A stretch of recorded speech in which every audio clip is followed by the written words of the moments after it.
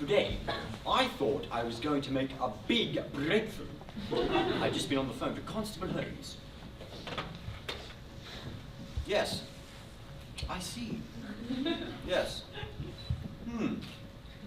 Thank you. He said there's been a crime.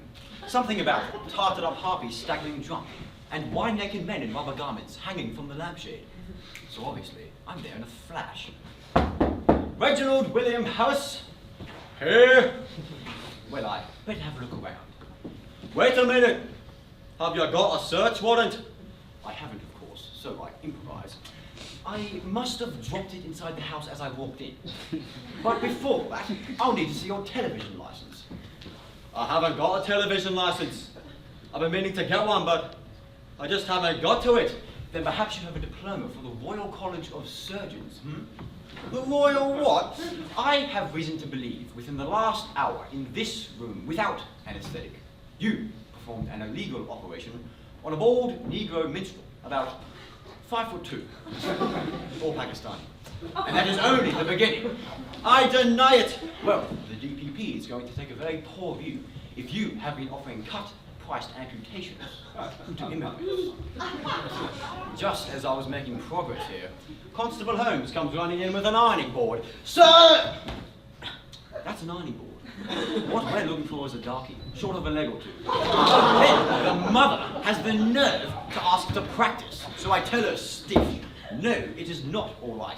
Ministry standards may be lax, but we draw the line at home surgery to being the little luxuries of life. Oh, but I only practice on the tuba. Tuba, fever, fibula. Everything I've heard about the events here today convinces me that you are up to your neck in the crippled minstrel caper. The crippled what? Would you kindly stop interrupting me while I'm about to engage on my exegesis? Based on my own reconstruction of an eyewitness account at Ponsonby Place, a coloured person, or someone in blackface, was attempting to impersonate a minstrel in order to break into the box office at Victoria Palace.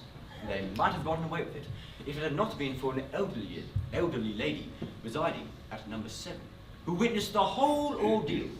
But by the time she made her way to the front door, the street was deserted, save for 1 or 2 coins on the pavement. In any event, I think you now understand why I am here. No, I'm afraid I'm at a complete loss. Your parking ticket for 25 minutes past 2 this evening puts you right at the scene of the crime. What were you doing there? Right across from London, We went to see an exhibition of surrealist art by Magritte. Oh, and it was rubbish. Tube is on fire, tube is stuck to lines, tube is hanging in the sky, tube is held by naked women. If you ask me, the man must have been some kind of lunatic. Can we please keep to the point? Which happens to be that after Magritte, you drove off the very moment from the very spot on Ponsonby Place, where the escaping minstrel was last observed, which suggests to me that he drove off with you in your car. Are there any independent witnesses who could vouch against that? Oh, yes, there was a man that waved at me when we left. He played hopscotch on the corner. He had a handbag under one arm, and with the other he waved at me with a cricket bat. My mother is quite confused, Inspector. It was a tortoise under his arm, and he was one-legged, and he wasn't young at all. He had a full white beard. He must have been some sort of blind street Arab due to his dark complexion, sweeping the path before him with a white stick. So the best witness you can come up with is a blind, one-legged Arab cricket player with a tortoise under his arm. Oh, it was an alligator handbag. My wife has an alligator handbag, and I defy anyone who mistakes it for a tortoise. Inspector, if the man we saw was blind, who is your other witness?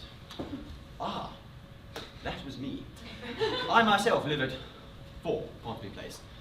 I must have missed the escaping minstrel by seconds, which leads me to suspect he drove off with you in your car. 1 moment, please. Yes. I see. Thank you. Shit. Very embarrassing. It seems there has been a slight error in the interpretation of the facts, which seems to be almost completely my fault. But in a positive light, the case has now indeed been solved. You see, I'd been out with the boys from C Division until dawn. Well, naturally, I was wearing my blackface, and I left the car outside thinking that I'd just move it before the park inspector came round. In my position, one has to set example, you know. Well, anyways, I woke up late, and my migraine was giving me hell. And my bowels were so bad, I had to stop halfway through shaving, and I never gave the parking inspector a thought until I glanced out the window and saw your car pulling away from the only parking spot in the road. I flung down my razor and rushed into the street, pausing only to grab my wife's alligator handbag containing her car keys and her parasol. Well, it got pretty wet because I couldn't unfurl the damn thing, and in my haste to pull up my pajama trousers, I put both feet in the same leg. So after hopping about a bit and nearly dropping the handbag in various puddles, I just thought, to hell with it, and went back inside the house. My wife blamed me for breaking her parasol, and by the end of it all, I had a parking ticket. I do say, it's been one bitch of a day.